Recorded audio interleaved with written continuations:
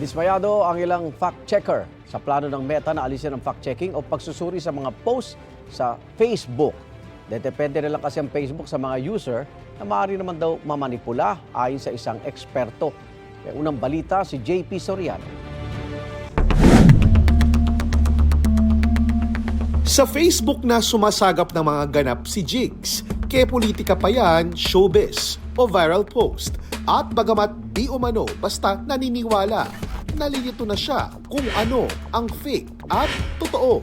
Usually talaga, news talaga. Pero may mga feedback na kasi negative, positive na mga vloggers na ngayon. Kaya medyo hindi mo na alam saan totoo na. Dahil dati nang nasita ng mga pag-aaral kung paanong nagagamit ang social media para sa pagpapakalat ng maling impormasyon, kumuha noon ang kumpanyang may-ari ng Facebook o Meta ng mga grupo na hindi mula sa Facebook na susuri kung fake ang isang post. Pero ititigil na ang sistemang yan. First, we're going to get rid of fact checkers and replace them with community notes similar to X, starting in the US. Kung noon, tinatanggal ng Facebook ang mga post na natukoy ng mga fact checker na fake. Ngayon, hindi na sila basta-basta tatanggalin. And they take down a lot of content that they shouldn't. So by dialing them back, we're going to dramatically reduce the amount of censorship on our platforms. Sa halip, pwede na lang sitahin ng mga users ang mga post para makabuo ng Facebook ng community notes na mababasa kalakip na mga ito. Pareho ito sa ginagawa ng X o yung dating Twitter na pag-aari ng billionaire at Trump supporter na si Elon Musk. But the fact checkers have just been too politically biased. So over the next couple of months, we're going to phase in a more comprehensive community notes system. Hindi pa malinaw kung anong mangyayari kung masyadong maraming users ang naniniwalang totoo ang hindi o fake ang totoo naman. Ang isa kong ang nakausap, ganito na ang basihan kung alin ang fake at totoo. Depende rin sa dami ng magagandang comments sa Facebook.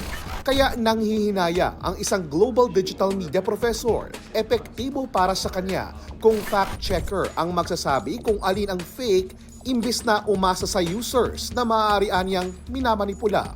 Usually, mga attack posts, yung marami mga false claims, diba? Yung may isang politician, inaatake yung kalaban nila, and these could be influencers. So, pwede yun i-label na false or misleading ng mga third-party fact-checkers dito sa Pilipinas. Kung wala ng pagtatanggal, paano kaya magkakaroon ng maayos na community notes ang mga post na maraming taga-suportang users?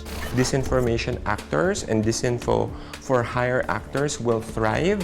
So maraming mga influencers na gustong kumita ng pera because it's election seasons. Bagamat sa Amerika muna ipatitigil ang fact-checking ng Facebook, dismayado na ang Rappler, isa sa mga fact-checking partner nito sa Pilipinas. Nasusuklam din sila saan nila'y paninira ng Facebook sa mga fact-checker.